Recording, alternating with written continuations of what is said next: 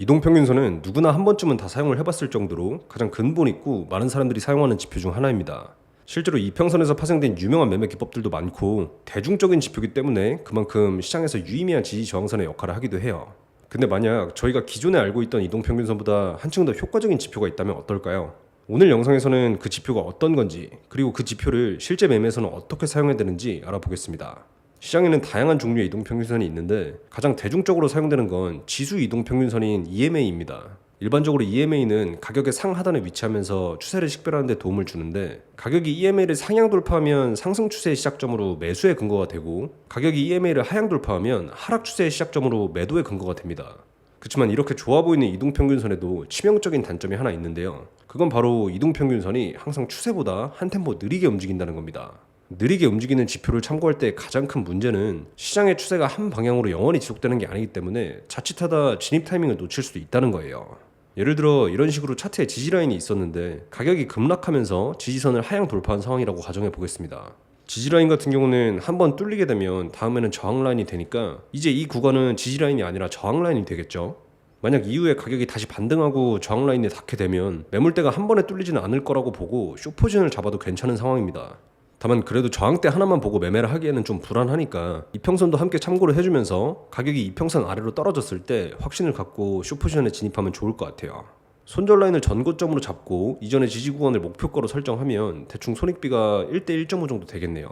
한편 그럼 이번에는 이전과 똑같은 상황에서 이평선만 새로운 지표를 사용했다고 가정해 보겠습니다. 차트에 새로운 EMA 지표를 적용해보면 아까보다 더 좋은 자리에서 진입 포지션을 잡을 수 있는데요. 새로운 EMA 지표의 가장 큰 장점은 기존 EMA보다 훨씬 빠르게 추세를 반영한다는 겁니다.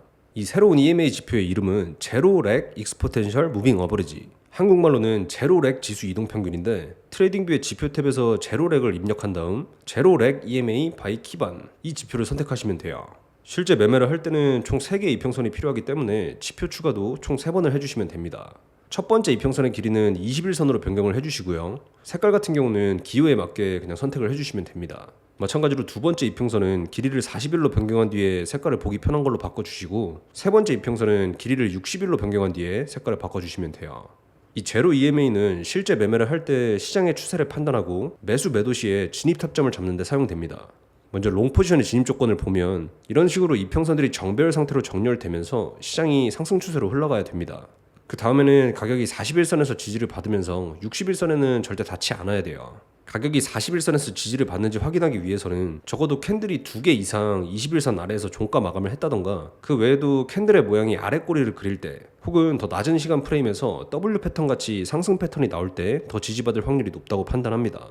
진입 조건을 충족한다면 롱 포지션에 들어가게 되는데, 정확한 타점은 캔들이 21선을 상승 돌파할 때 잡으면 되고, 손절 라인은 전저점 혹은 61선으로 잡으면 됩니다. 익절 가격 같은 경우는 상황에 따라 다르긴 하지만 손익비 1대2에서 1대3 정도로 생각을 해주시면 돼요. 한번 또 다른 예시도 봐보도록 하겠습니다. 만약 지금처럼 3개의 EMA 지표가 상승 추세에서 정배열이 돼 있다고 가정해 보겠습니다. 보면 가격이 41선에서 지지를 받으면서 캔들이 2개 이상 종가 마감을 한 상태예요. 그 다음에는 캔들이 녹색 선을 상승 돌파했으므로 이 캔들의 종가 마감 시점이 구체적인 진입 타점이 됩니다. 마찬가지로 손절 라인은 전저점이나 60일선으로 잡으면 되고, 손익비는 1대2에서 1대3 정도로 잡아주시면 돼요. 한편 숏포지션의 경우는 모든 조건이 반대라고 생각하면 되는데, 이런 식으로 이평선들이 역배열 상태로 정렬되면서 시장이 하락 추세로 흘러가야 됩니다. 그 다음에는 가격이 41선에서 저항을 받으면서 60일선에는 닿지 않아야 돼요. 마찬가지로 가격이 41선에서 저항을 받는지 확인하기 위해서는 적어도 캔들이 2개 이상 21선 위에서 종가 마감을 했다던가, 그 외에도 캔들의 모양이 윗꼬리를 그릴 때, 혹은 더 낮은 시간 프레임에서 쌍봉 패턴 같이 하락 패턴이 나올 때 더 저항받을 확률이 높다고 판단합니다. 진입 조건을 충족한다면 숏포지션에 들어가게 되는데, 정확한 타점은 캔들이 21선을 하향 돌파하면서 종가 마감을 할 때 잡으면 되고, 손절 라인은 전고점 혹은 61선으로 잡으면 됩니다. 익절가는 손익비 1대2에서 1대3 정도로 설정을 하시면 돼요. 크게 어렵지는 않죠. 보시는 것처럼 이동평균선은 모든 상황에서 사용할 수 있는 간단하면서도 강력한 지표입니다.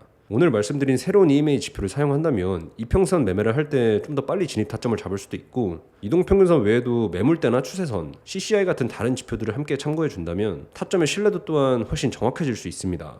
영상을 다 보고 나신 이후에는 실제 매매에 대입도 해보면서, 특히나 추세가 한 방향으로 터질 때 좋은 매매법이니까 추세가 터지는 구간에서 사용을 해보시고 좋은 결과 얻으셨으면 좋겠습니다.